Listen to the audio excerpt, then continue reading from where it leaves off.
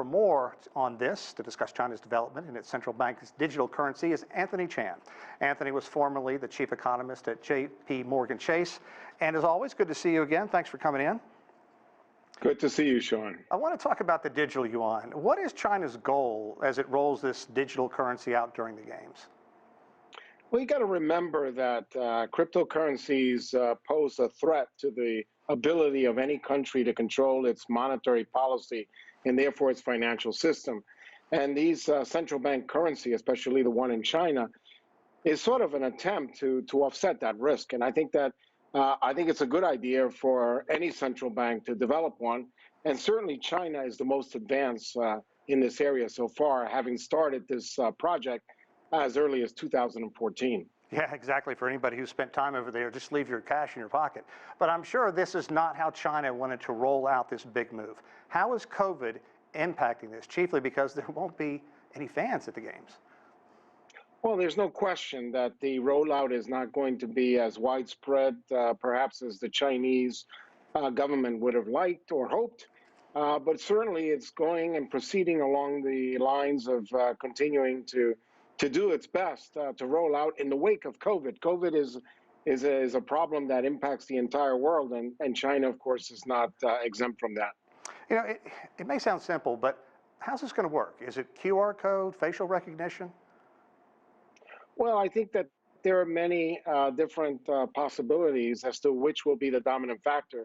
These QR codes certainly is something that other payment mechanisms use, and certainly the central bank, the PBOC can use to release their digital currency, but it's not absolutely required. That's certainly going to be an option for them. But the most important factor is that a lot of these transactions will take place, and they'll take place within the infrastructure created by the central government, and they'll be able to keep tabs on all this activity and have better control over the economy, as opposed to a decentralized cryptocurrency where the central bank would have no control or in fact any visibility as to what transactions are taking place. Yeah, Anthony, those are good points. Now, China, as you mentioned, has really been ahead of the rest of the world in paperless currency. How are major international brands reacting so far?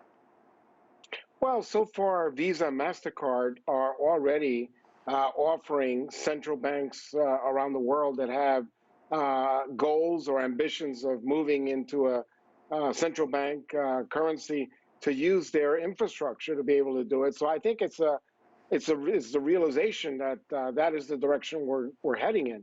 Today, close to 90% of global GDP countries, or those countries that make up 90% of global GDP, are already exploring the possibility of developing a CBDC or central bank digitalized currency. So Master and Visa card are basically acknowledging that that is the trend and they want to be a part of it. And let's get into some comparison. Walk us through China's approach to digital currency to, say, other nations. From everything I've read, Latin America is really leading in investing in crypto. Now, is China going to be any different the way it pursues? Oh, absolutely, because you take a country like El Salvador, and they're not really developing their own cryptocurrency. They're allowing their residents to use Bitcoin. But once again, the downside of using Bitcoin is that the central bank loses some of its ability to keep tabs on the economy, but more importantly, to control the financial destiny of its economy. You want to have an expansionary monetary policy or a contractionary monetary policy. That's not easy with Bitcoin, where it has a fixed supply of these coins. So the central bank digital currency certainly solves that problem. And again, the magnitudes of the transaction that have taken place, close to 14 billion for China compared to a country like El Salvador with only about 550 Bitcoins in their safe. It's really like comparing night and day. Yeah, exactly. That's a very good point and pointed out very well. Okay, so now what happens after the Winter Games? Will digital currency replace physical money for good? Last time I was there in 2019, we went to a couple restaurants that only took WeChat, no cash, no credit cards, and I imagine that whole experience is maturing even as we speak.